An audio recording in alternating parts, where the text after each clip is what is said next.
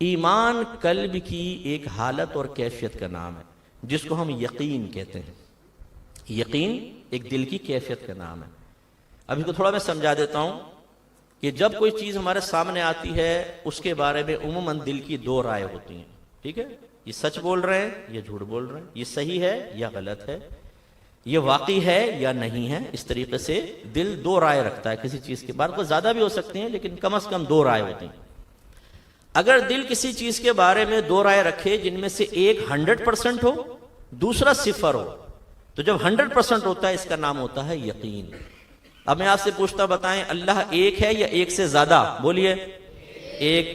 لیکن دل کی دو رائے تو ہو سکتی ہے نا بھائی, ایک بھی ہو سکتا ہے ایک سے زیادہ بھی. اب میں آپ سے پوچھوں آپ کا دل جو ہے وہ اللہ کے ایک ہونے کا 100% یقین رکھتا ہے کہ نہیں؟ آپ کہیں گے ہاں. اچھا ایک سے زیادہ کا؟ آپ کہیں گے 0. بالکل, بس اس کا مطلب ہے آپ کو اللہ کے ایک ہونے کا یقین حاصل ہے. جب یہ یقین ہم کہیں گے اسی کا نام کیا ہوتا ہے؟ ایمان. اس سے کم درجے جو ہوتے ہیں پھر وہ ظن غالب ہوتا ہے یا ظن ہوتا ہے یا شک ہوتا ہے. مذہب اسلام میں عقیدے کے سلسلے میں یقین درکار ہے. ظن غالب بھی نہیں چلے گا, گمان بھی نہیں چلے گا, شک میں تو ویسے ہی آپ تباہ ہوں گے. 100% یقین چاہیے, تب آپ صاحب ایمان ہوں گے. ہمارے نبی تھے کہ نہیں تھے بتائیں؟ آپ کا دل گواہی دیتا ہے 100%. یہ ہے یقین, یہ ہے ایمان. بہت ساری چیزیں ایسی ہیں جن میں یقین درکار ہے. مثلا اب میں آپ کو عرض کرتا ہوں اللہ تعالیٰ ایک ہے, اللہ تعالیٰ موجود ہے, وہ جسمانیت سے پاک و صاف ہے, وہ جہاد سے پاک و صاف ہے, آگے پیچھے دائیں بائیں اوپر نیچے ان سب سے پاک و صاف ہے. وہ قادر مطلق ہے, وہ کسی کا محتاج نہیں, وہی خالق ہے, وہی مالک ہے, وہی رازق ہے, اس کے بغیر کوئی ایک تنکا بھی اٹھا کر نہیں دے سکتا. ان سب کے لیے کیا چاہیے عقائد کے لیے؟ یقین. ذرہ برابر آپ کے دل میں شک نہ ہو, 0.1% بھی ادھر ہوئے آپ ایمان سے باہر نکل جائیں گے.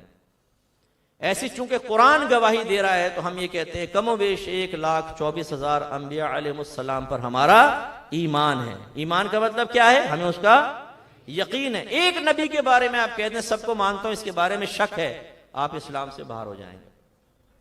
ہاں یہ ہو سکتا ہے دلائل کی روشنی میں علماء اس طرح بیان فرمائے. جیسے حضرت خضر علیہ السلام کے بارے میں دلائل مختلف ہیں.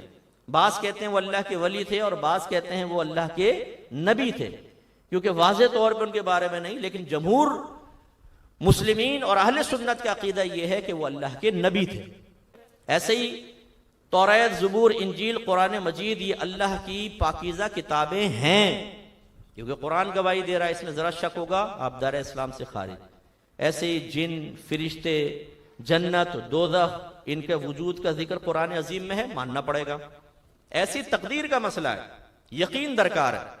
تقدیر کا مطلب ہوتا ہے اللہ کا ازلی فیصلہ, یعنی جو اس نے بندوں کے لیے شروع سے ہی فیصلے فرما دیے ہیں. کیونکہ اللہ تعالیٰ ہمیشہ سے ہے, ہمیشہ رہے گا, تو اس کے ارادے, اس کا علم بھی ہمیشہ سے ہمیشہ رہے گا. اس نے اپنے بندوں کے لیے جو ارادے کر لیے ہیں اسی کا نام تقدیر ہوتا ہے. کم از کم اتنا تو عقیدہ ہونا چاہیے نا کہ ہاں تقدیر ہے. اس کی معرفت مکمل نہیں, وہ الگ بات ہے, وہ سیکھنی چاہیے, کیونکہ اگر وہ نہیں سیکھیں گے تو ہو سکتا ہے مسئلہ تقدیر کا انکار بھی کر دیں. اسی طرح آخرت, ہم نے مرنا ہے, روح کا نکلنا, پھر دوبارہ ہمارا جنم نہیں ہوتا. 7 جنم کا تصور ہندوؤں کے ہاں ہے. ہمارے ہاں جو بنیادی شرعی تصور ہے وہ 2 موتوں 2 زندگیوں کا ہے. ٹھیک ہے نا, ایک ہم عالم ارواح میں ہوتے ہیں, زندگی نہیں ہے, پھر اللہ زندگی دیتا ہے, ہم دنیا میں آتے ہیں, پھر اللہ تعالیٰ وفات دیتا ہے اور ہم مر جاتے ہیں, پھر اس کے بعد ہمیں زندہ کیا جائے گا.